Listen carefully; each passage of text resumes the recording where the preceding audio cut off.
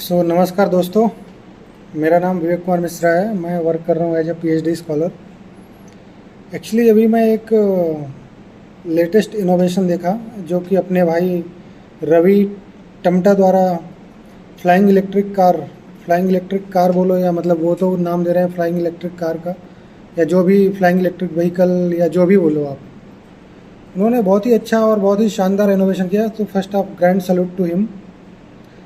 मतलब वो बंदा गैरेज में कोई ऐसा साइंटिफिक लैब या कुछ भी नहीं है। थोड़ा सा हम पहले उसके बारे में बात करेंगे कि उन्होंने क्या इनोवेशन किया है, फिर फर्दर उसको कनेक्ट करेंगे जो इंडिया का एजुकेशन सिस्टम है, high specially higher education system, जो रिसर्च एंड इनोवेशन की बात होती है।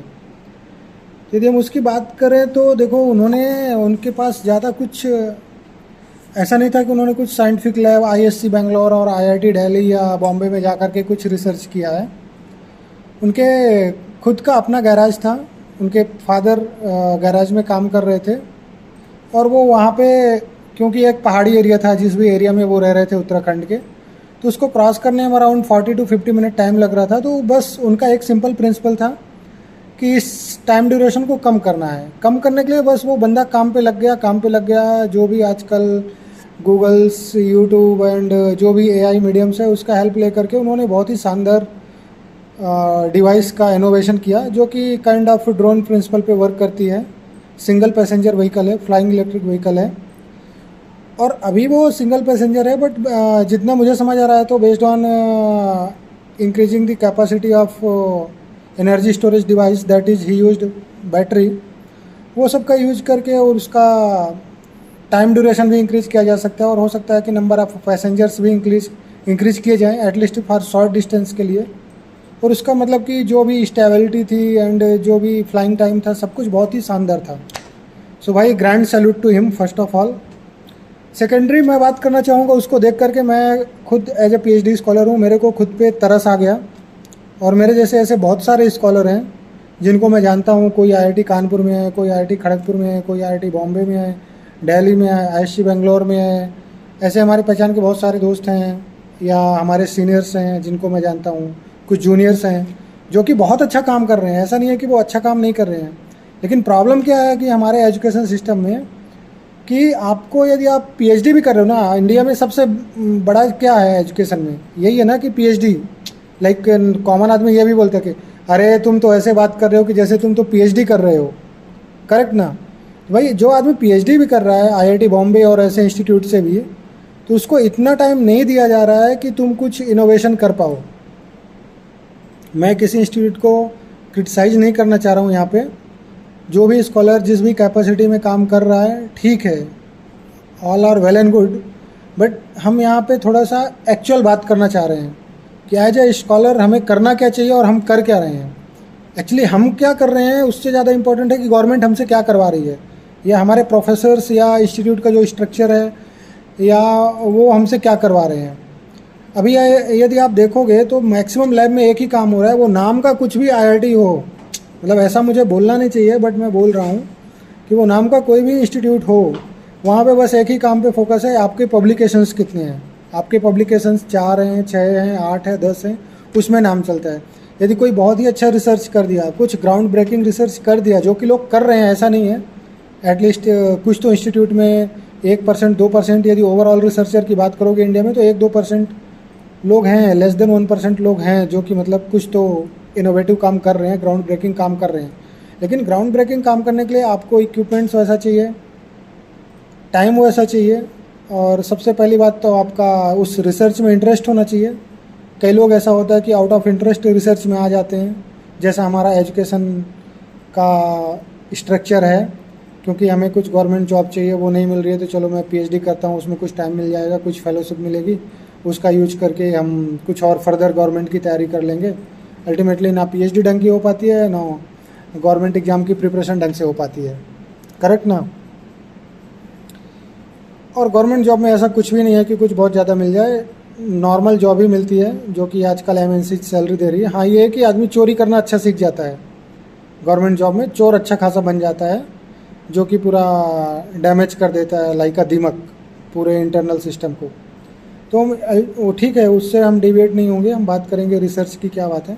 तो रिसर्च में देखो कोई अच्छा ग्राउंड ब्रेकिंग रिसर्च क्यों नहीं कर पा रहा है जो कि प्रैक्टिकली इम्प्लीमेंट किया जाए in day to day life में। इसलिए नहीं कर पा रहा है कि जो हमारा सिस्टम है ना, वो बोलता है कि हमें नंबर ऑफ पब्लिकेशंस 4 चाहिए, 5 चाहिए, 6 चाहिए, 8 चाहिए, 9 चाहिए, 10 चाहिए। इवन मेरे को याद आ रहा है कुछ तो नॉर्थ ईस्ट का इंस्टीट्यूट है, आई थिंक NIT सिलचर और NIT अगरतला, वहाँ पे as a assistant professor recruitment हो रहा था। तो उन्होंने, क्योंकि एप्लीकेंट ज़्यादा थे, तो एप्लीकेंट को शॉर्ट लिस्ट करने के लिए उन्होंने क्या बोला कि मेरे को टोटल 8 रिसर्च पेपर चाहिए। 8 रिसर्च मतलब SCI 8 रिसर्च पेपर। तो जब तुमको नंबर ऑफ पब्लिकेशन ज़्यादा चाहिए तो वहाँ पे रिसर्च क्या ही होगा। स्कॉलर बेचारा क्या कर रहा है, एक कुछ भी इनपुट पैरामीटर लिया, 2, 4, 5 जो भी इनपुट पैरामीटर्स लिया, फॉर एग्जांपल मान लो उसने स्पीड लिया 1000 RPM, लोड लिया 100% लोड कंडीशन लिया, किसी भी कंडीशन, किसी भी वर्किंग कंडीशन के लिए। अब वो क्या करेगा, या कोई डिवाइस का शेप लिया, रेक्टेंगल लिया या कि स्क्वायर लिया, जो भी आप काम कर रहे हो, एक पेपर में वो कर दिया। दूसरे पेपर में आप क्या किया, RPM को 1000 से 1500 कर दिए, लोड को 100% से 100 और 50% में कर दिए, और शेप को रेक्टेंगल से स्क्वायर कर दिया, थोड़ा सा हेक्सागन कर दिया। कुछ तो रिजल्ट आएगा ना, जो भी रिजल्ट आएगा उसको रिपोर्ट कर करके उसको भी पब्लिश करो। उसी में सुपरवाइजर खुश हो रहा है। अरे मैं खुद बता रहा हूँ, मैं जब रिसर्च करने आया था तो मेरे को ये मतलब मेरे को थोड़ा स्लो पेस में काम करना अच्छा लगता है। लेकिन मैं देख रहा हूँ आसपास के जो हमारे ग्रुप के लोग हैं, जो भी हमारे को स्कॉलर, जो भी हमारे कलीग हैं, जो भी हमारे साथ ज्वाइन किया, कोई 5 पेपर पब्लिश कर रहा है, कोई 8 पेपर पब्लिश कर रहा है। तो मुझे लग रहा है भाई मैं तो पीछे रह जाऊँगा। मैं जॉब के लिए अप्लाई करूँगा तो वो मेरा नॉलेज नहीं पूछेगा, वो तो यही पूछेगा कि तुमने कितने पेपर्स पब्लिश किए। तो भाई उसके चक्कर में मैं खुद जल्दी जल्दी के चक्कर में कुछ भी पब्लिश कर रहा हूँ कि चलो पेपर तो बढ़े, नंबर ऑफ पब्लिकेशंस तो बढ़े। अब यदि तुम पब्लिकेशंस बढ़ाओगे, मेरे पास मेरा काम आईसी इंजन में है, मेरे पास एक्चुअल इंजन ला के रख दो, साला मेरा दिमाग खराब हो जाएगा कि इसको करना क्या है। थोड़ा बहुत अलग बात है, क्योंकि एज ए PhD तुम वही लैब में जाकर के एक्सपेरिमेंट कर रहे हो, वही तुम M.Tech स्टूडेंट को सिखा रहे हो, वही B.Tech स्टूडेंट को, थोड़ा बहुत आ जाएगा। लेकिन कोई मेरे को बोलो कि तुम कुछ ऐसा प्रैक्टिकल डिवाइस डेवलप कर दो, जैसे वो रवि भाई ने कर दिया, कुछ भी कर दो जो 2 किलोमीटर भी रन कर पाए, कुछ भी किसी भी कंडीशन में कोई भी फ्यूल यूज करके, भाई मेरे हाथ पैर कांप जाएंगे। ये तो हमारे एजुकेशन सिस्टम की प्रॉब्लम है ना। यदि मेरे को तुम टाइम दोगे, लैब में मेरे को काम करने दोगे, यहाँ तो इंजन छूने नहीं देते हैं बहुत सारे इंस्टीट्यूट्स में। अरे इंजन नहीं छूना है, केवल उसकी फ़ोटो लेकर के पेपर में दिखाना है और उसका जो भी रिजल्ट आ गया। तो भाई ये तो हालत है। तो अल्टीमेटली हम यहाँ पे, और इसके लिए मतलब गवर्नमेंट पैसे भी दे रही है, महीने की फेलोशिप 50,000 रुपये दे रही है। एक स्कॉलर यदि 5 साल जॉब कर रहा है, 5 साल PhD कर रहा है, आपको महीने के 50,000 रुपये मिले तो 12 पंचे 60, 6 पंचे 30, लगभग 30 लाख रुपये खर्च कर रहा है गवर्नमेंट एक स्कॉलर पे। और ऐसे multiple n number of scholars हैं, लेकिन उसका आउटपुट क्या है, जस्ट रद्दी पेपर्स। ये तो भाई एजुकेशन सिस्टम है जो कि सर फाड़ रहा है, कुछ भी काम नहीं हो रहा है। बस स्टूडेंट परेशान है मेरी जॉब लग जाए, M.Tech वाला परेशान है मेरे को प्लेसमेंट मिल जाए, प्रोफेसर परेशान है तुम पब्लिकेशंस लाओ, मेरा नाम बढ़े, मेरा साइटेशन बढ़े, इंस्टीट्यूट में मेरे को प्रमोशन मिल जाए। बिल्कुल थर्ड क्लास काम हो रहा है। वहीं पे यदि आप कंपेयर करो अपने native countries like Japan, China, जो कि एशियन कंट्रीज हैं, इनका रिसर्च बिल्कुल ग्राउंड ब्रेकिंग रिसर्च है।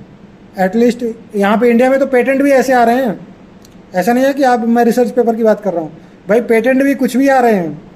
लोग कुछ तो जुगाड़ कुछ तो कर रहे हैं, पेटेंट ला रहे हैं। देखो जो ला रहा है मैं उसको क्रिटिसाइज नहीं कर रहा हूँ, उसको तो जॉब चाहिए ना, उसको तो एक कुछ ना कुछ अपॉर्चुनिटी चाहिए। वो अपॉर्चुनिटी यदि उसके पास पेटेंट्स नहीं होंगे, 10 पब्लिकेशंस नहीं होंगे, वो बेचारा शॉर्ट लिस्ट ही नहीं होगा।